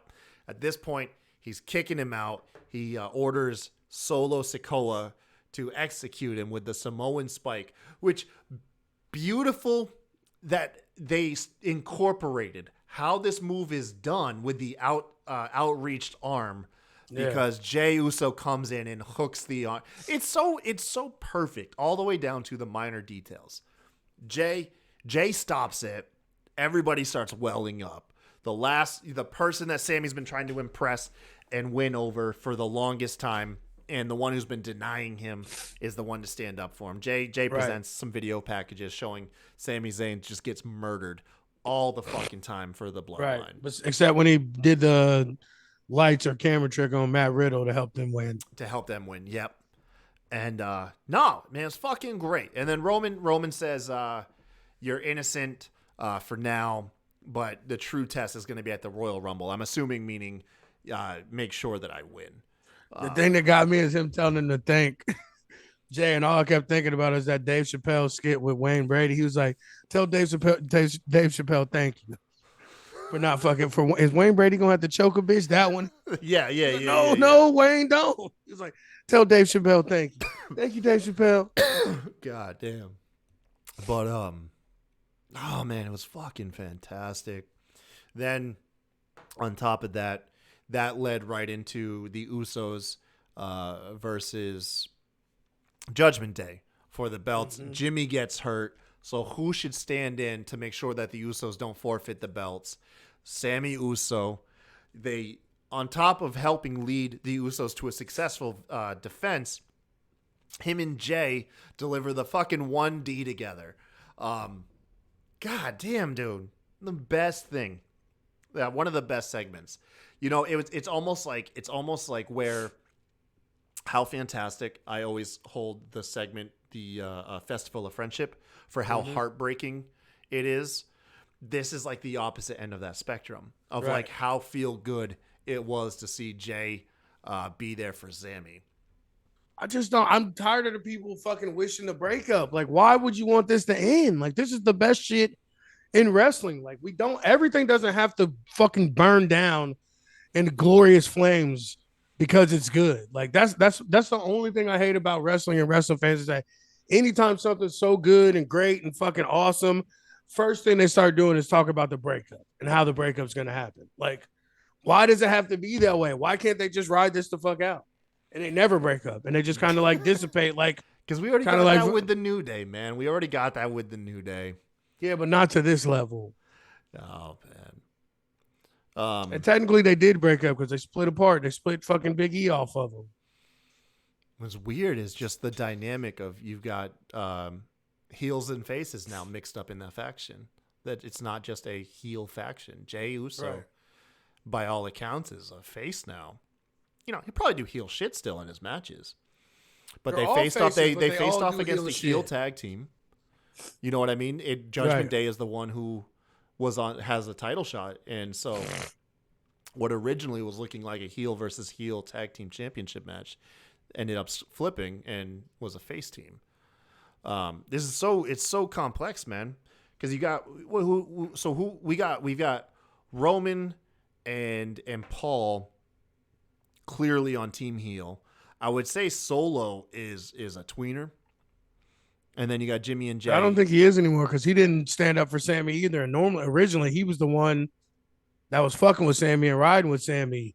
That's you know true. What I'm saying, to get this thing started. That's true. So you throw Solo and team heel, and then you got the Usos and Sami as face. I still hope that it's fucking. I hope that it's the Usos and Solo turning their back on Roman and Sami being the one to stand up for him. Yeah, I mean that's kind of if you were to draw a line right now, that's where it would fall, right? Usos and Sami. I mean, Jimmy has always stated that he's there for his brother, but if Jay is there for Sami, you would think that Jimmy would take Jay's side before Roman, right? Right. Yeah. So it'd be the Usos and Sami on one side, and then Heyman, Roman, and Solo on the other. Fuck, dude, this happened so organically. It's such a good story, man. It's fucking fire. It's such a good story. The bloodline it's a shocker to nobody, but the bloodline has been the best thing in pro wrestling week to week. And that's coming from the AEW stand on the show. Yeah, no, AEW Dynamite's still my favorite show, hands down. But my most enjoyable moment of the week still falls with the bloodline shit every week. Yeah. Without fail, dude. Jimmy just stays quiet because he's lucky to have a job. It's crazy how Jimmy is the one that everybody thought would be the breakout. Jay, man, he really, because Jimmy got injured. Yeah. Right? No, he didn't get injured. I thought that was when he caught that DUI and all that shit. He was out injured though at the same time. Oh, okay. Yeah. I want to say they both have been had solo runs. I want to say that Jimmy At one point, Jay was injured. I think at one point, Jimmy was doing solo shit. He was on. They tried him on commentary for a bit, and they had him in a couple singles matches on SmackDown. And it was good. People liked it, but then they just didn't do anything with it. And because this was before head of the table Roman. Right. And then once head of the table Roman came around, Jay got a moment in the spotlight, and it shined way bigger. But you also got to think. You got to think of the dance partner he had, too, biggest star in the company. Yeah. No, yeah, yeah, you're right. Jimmy was kind of always the one that you thought. He's the quiet one. Yeah, I hate to say it, man. Neither of them. I wasn't able to distinguish them until Jay broke out. Once Jay broke out, and I gave a shit about the Usos, that's when I could really tell them apart. No, I could always tell because Jay always looked more thuggish, I guess, like more like a real. It looked like more like a real nigga, and Jimmy always looked like happy-go-lucky and like, you know what I'm saying, like. No, and Jimmy was always the fresher one too. Like he always had his hair was always braided or some shit. He always had the Jordan and shit and everything. He had the badass black chick. Like Jimmy was just always the one that stuck out because I don't know. I just think he was more charismatic, but I think that was just him in real life and not so much his wrestling persona. Yeah, Jay always struck me as as like unhinged looking, you know. Right. But no, they killed it. He said, Cage says, Jimmy did the Mixed Match Challenge with Naomi twice. Allison says that Jay had a quad injury and Jimmy had a singles run in NXT. Yeah, that's what I thought. I knew at one point Jay did, but like I said, that was before head of the table Roman.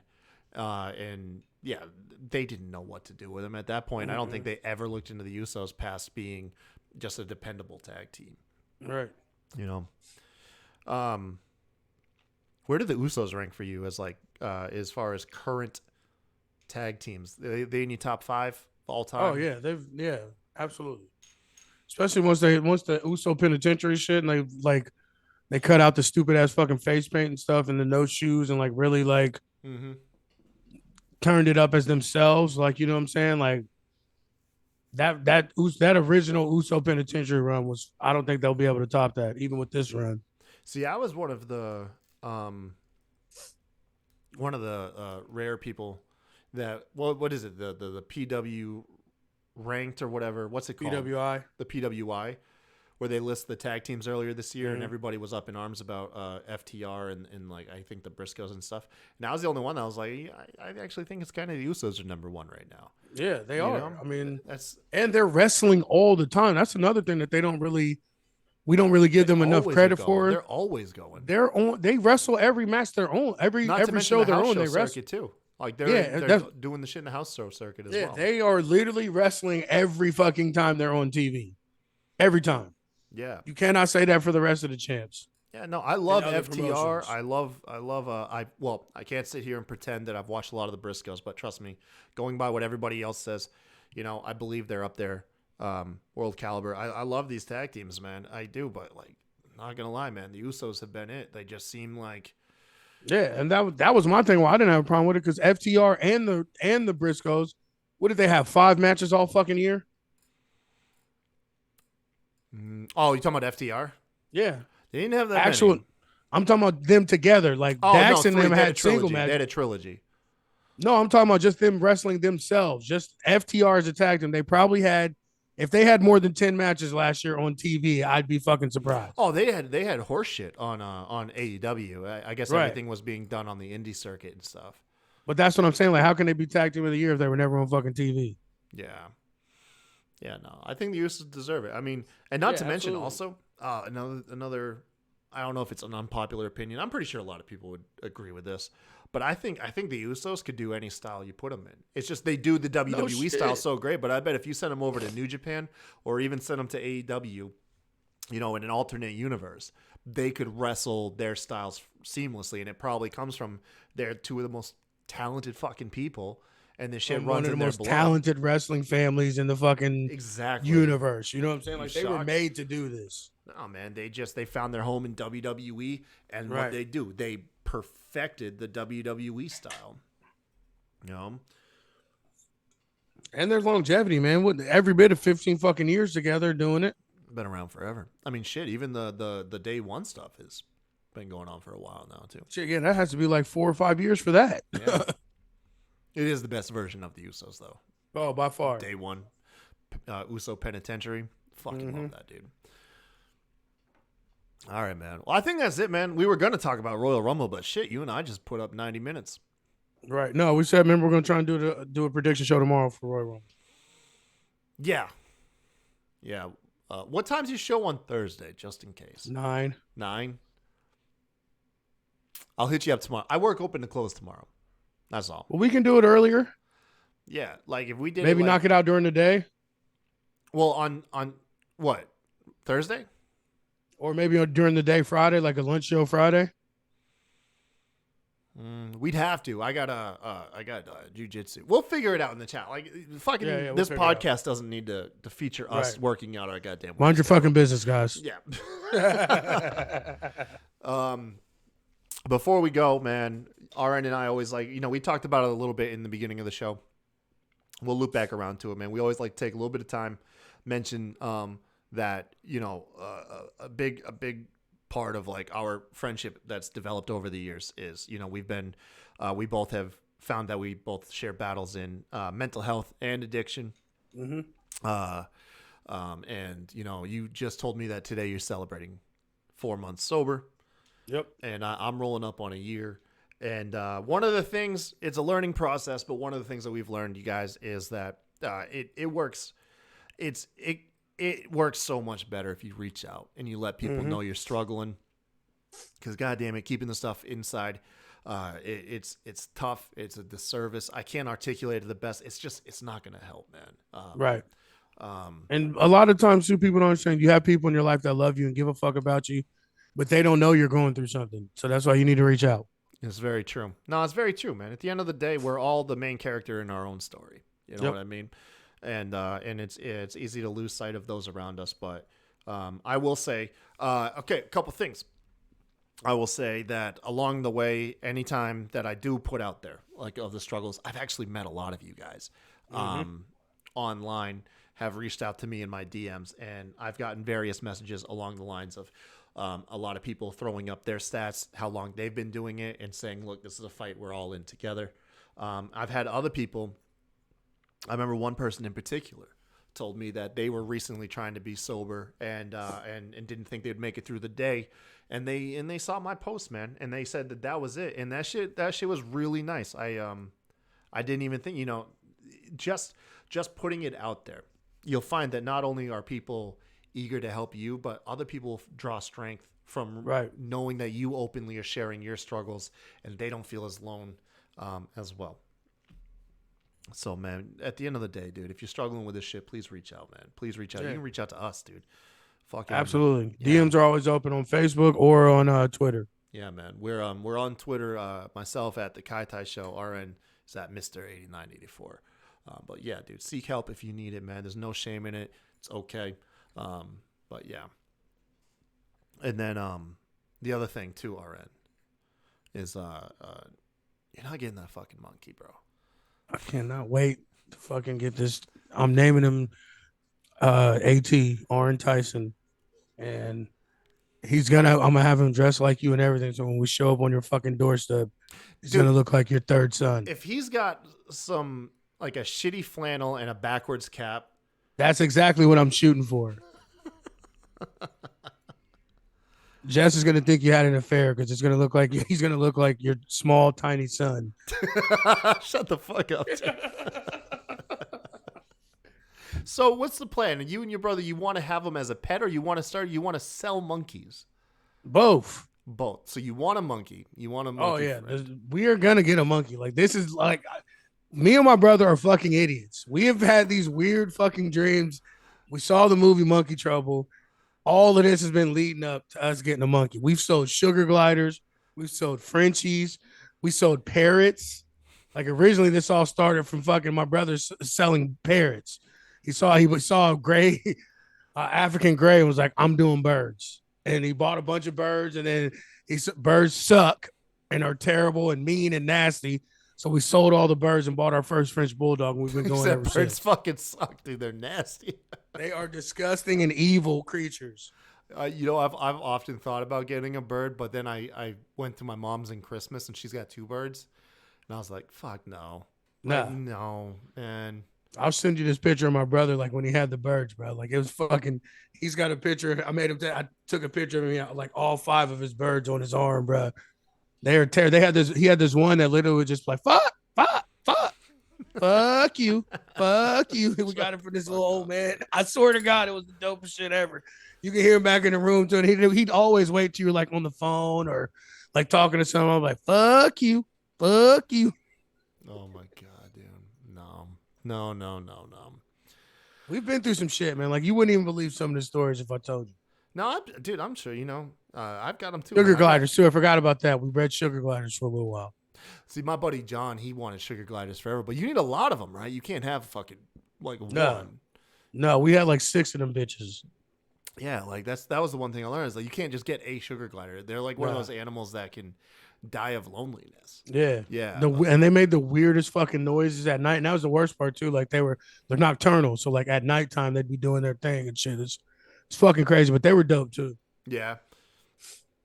How much do you remember how much sugar gliders set you back? Not that much. They were like maybe like back then, maybe like $120 maybe from one, something like that. No shit. Damn, they are. But we rescued a lot of shit too, and like found shit on Craigslist. People bought them, couldn't take care of them, didn't know what the fuck they were doing, so we'd get them for like I bet $40. I bet you would prowl Craigslist in fucking like February, March when all those like I got you a pet for Christmas. Yeah, it's time to give them up, bro. Shit, one of them. We bought 2 of them from this lady, bro. She had the fucking giant tower things rather than that's how we started doing it. Like we got started off our first play of buying them. Fucking they had the sectioned off cage and shit and everything, like had the nest and shit on it. The lady had no idea what she was doing or that they were nocturnal. They kept her up all night. She was like freaking out about it and shit. She was like, you guys just got to take them. $100 you can take them and the cages and shit. And it was like, say less. We pulled up on her too. Allison says we need a show about RN's adventures in breeding animals. Yeah, man, pull them on Botch Spotch. Yeah, I'm telling you, bro. I got some shit going on. We've had some crazy shit going on. Fuck yeah, dude. So Route 4 Kennels, right? Yep, Route 4 Kennels on Instagram and Facebook. Nice, man. What you got in stock right now? We got a couple litters on the ground. Basically, now all our girls are pregnant right now. So this summer is gonna be here within like April, May. It's gonna be fucking nuts. I'm probably gonna have to go live with my brother for a couple weeks, help him out because we're gonna have like 5 litters on the ground at once. God damn, bro. Yeah. And your brother's place ain't that big either, right? Nah, he's got a huge ass house and he does a lot of space and stuff. But I mean, taking care of 45 dogs by yourself. Yeah, fuck no. I think at one point I had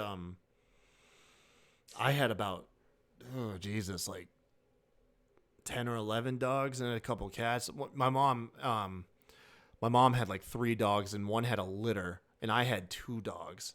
Right. And my mom moved to Maine, and I hate to say this, but hey, look, my mom's not perfect.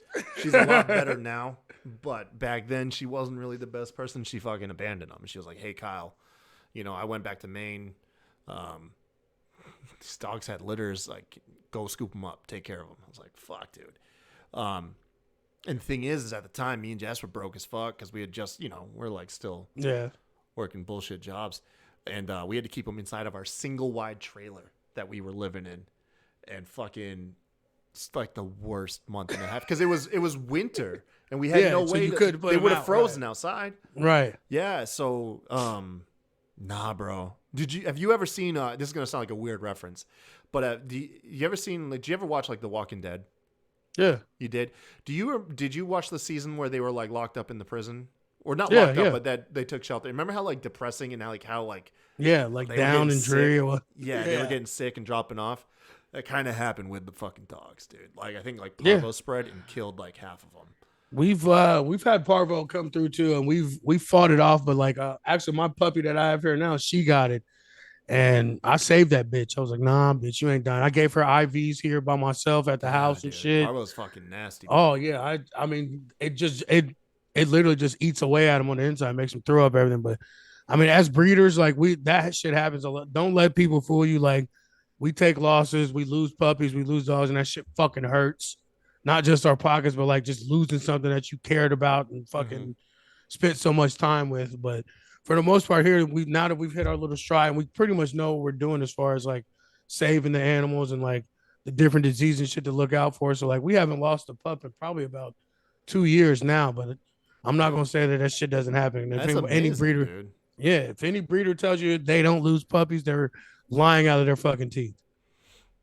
Yeah, but that's cool, dude. That's really good to hear. Because that's one aspect of being a breeder I never even thought about. I was like, Yeah.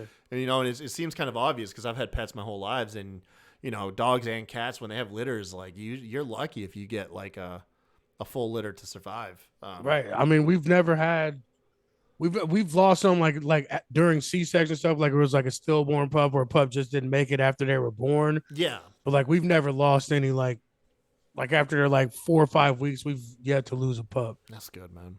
And my brother, he gets attached to these motherfuckers. He's like, I want to know, we're not keeping that one. No, they have to go. Yeah, I think I'd be terrible at breeding because I would be dipping in my own stash. Oh yeah, he does all the time. All right, you guys.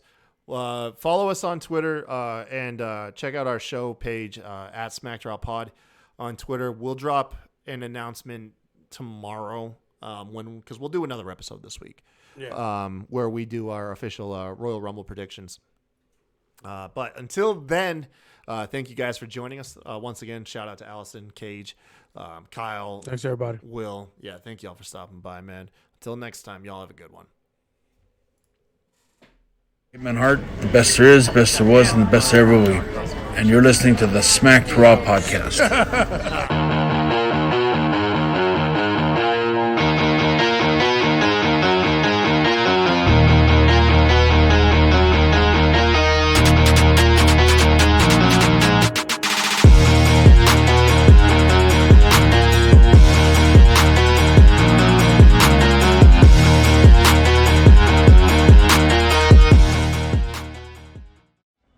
Hey, this is Brett